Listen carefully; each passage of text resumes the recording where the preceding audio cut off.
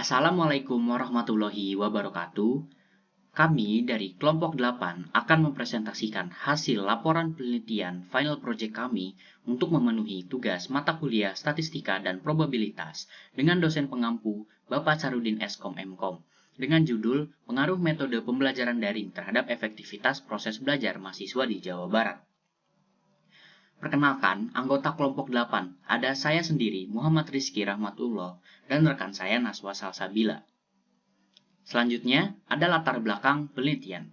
Perkembangan teknologi informasi telah membawa perubahan besar dalam dunia pendidikan, terutama melalui pembelajaran daring yang mulai masif sejak pandemi COVID-19.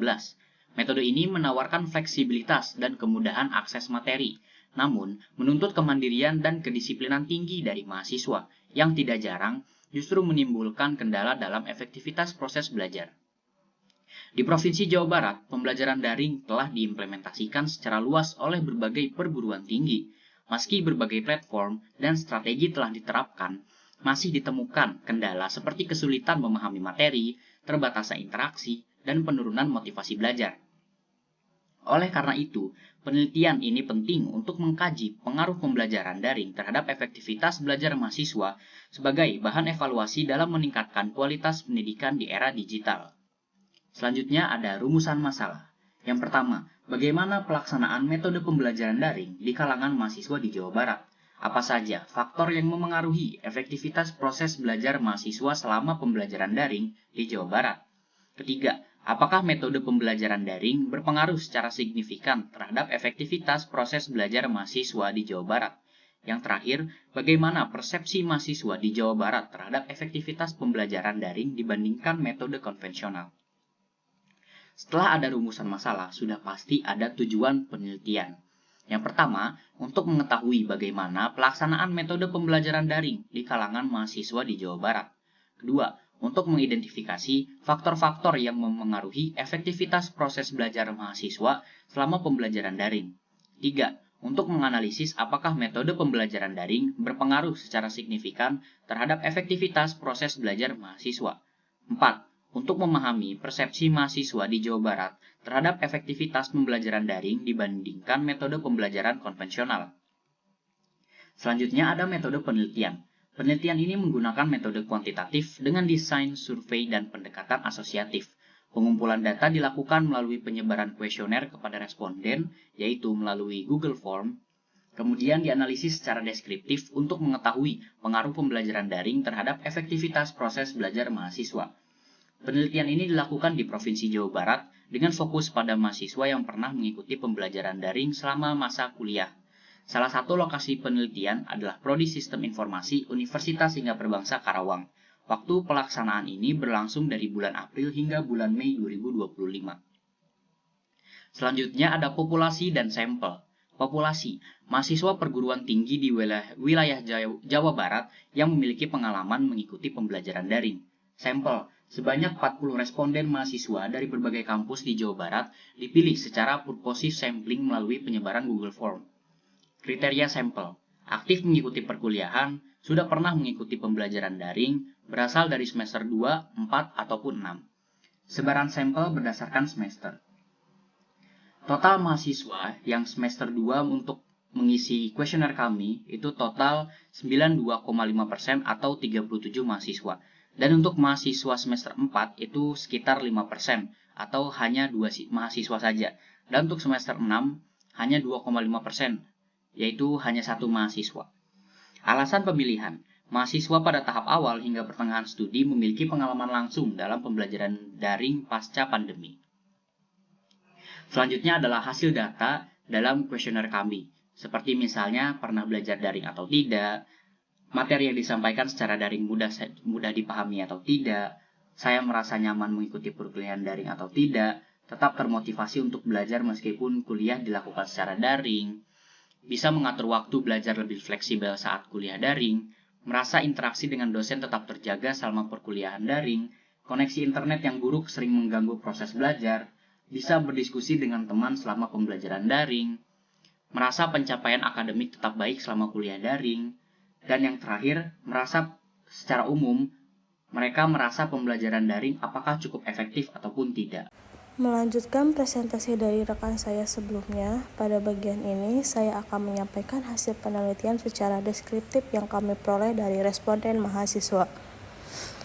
Pada slide ini, kami menampilkan hasil penelitian deskriptif yang menggambarkan persepsi mahasiswa terhadap perkuliahan daring terhadap dua pernyataan utama yang dianalisis, yaitu yang mengenai tingkat kenyamanan mengikuti perkuliahan daring serta persepsi terhadap efektivitas pembelajaran daring.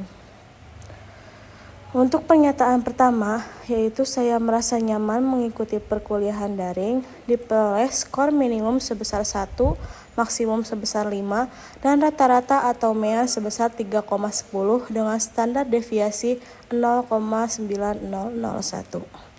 Hasil ini menunjukkan bahwa secara umum mahasiswa merasa cukup nyaman dalam mengikuti perkuliahan daring dengan tingkat kenyamanan yang berbeda pada level sedang.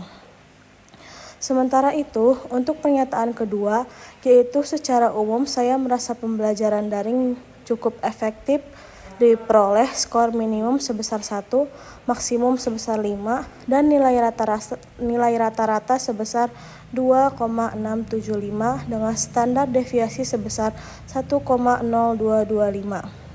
Artinya, mahasiswa menilai bahwa efektivitas pembelajaran daring cenderung berada di bawah rata-rata sedang. Hal ini menunjukkan bahwa sebagian besar mahasiswa belum sepenuhnya merasakan bahwa pembelajaran daring merupakan metode yang efektif. Dari kedua hasil tersebut dapat disimpulkan bahwa meskipun mahasiswa cukup nyaman dalam menjalani perkuliahan daring, namun mereka masih meragukan efektivitas dari metode pembelajaran tersebut. Temuan ini menjadi dasar penting bagi pengembangan strategi pembelajaran daring yang lebih optimal di masa mendatang.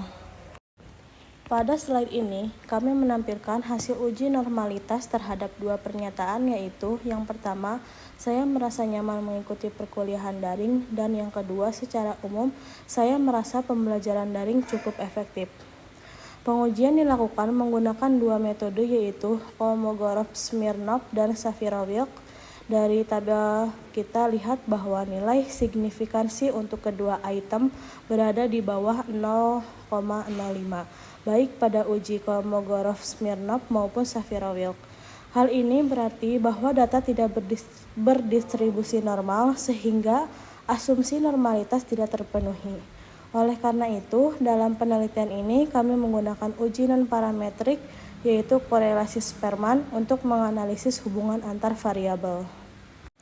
Slide ini menunjukkan hasil dari uji korelasi Spearman RHO yang digunakan untuk mengetahui hubungan antara dua variabel, tingkat kenyamanan dalam mengikuti perkuliahan daring, dan persepsi terhadap efektivitas pembelajaran daring. Berdasarkan hasil yang ditampilkan, diperoleh nilai koefisien korelasi sebesar 0,444 dengan nilai signifikansi sebesar 0,004. Hasil ini menunjukkan bahwa terdapat hubungan positif yang signifikan antara kedua variabel. Artinya, semakin mahasiswa merasa nyaman dalam mengikuti pembelajaran daring, maka semakin tinggi pula penilaian mereka terhadap efektivitasnya.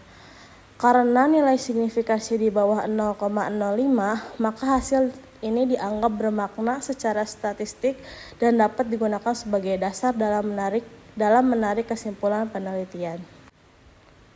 Pada slide ini, kami menampilkan rumus yang digunakan untuk mengikuti korelasi Spearman secara manual. Rumusnya dapat dilihat langsung pada gambar atau pada bagian yang tertera di slide. Dari hasil perhitungan manual, diperoleh nilai koefisien korelasi Spearman sebesar 0,509. Sementara itu, hasil dari aplikasi SPSS menunjukkan nilai korelasi sebesar 0,444 dengan nilai signifikasi atau p-value sebesar 0,004. Terdapat perbedaan antara hasil manual dan hasil SPSS. Perbedaan ini kemungkinan disebabkan oleh SPSS yang secara otomatis memperhitungkan nilai-nilai yang sama atau tied ranks serta memiliki tingkat presisi yang lebih tinggi dalam perhitungan statistik. Oleh karena itu, dalam penelitian ini, hasil dari SPSS dianggap lebih akurat dan digunakan sebagai dasar pengambilan keputusan. Kesimpulan dari penelitian ini adalah bahwa pembelajaran daring memang memberikan fleksibilitas namun belum sepenuhnya efektif menggantikan pembelajaran tatap muka.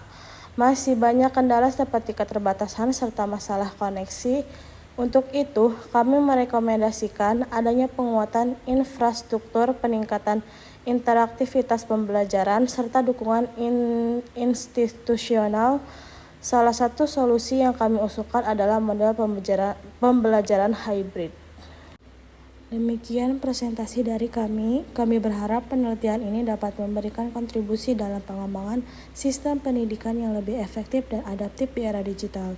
Terima kasih telah menyaksikan video ini. Wassalamualaikum warahmatullahi wabarakatuh.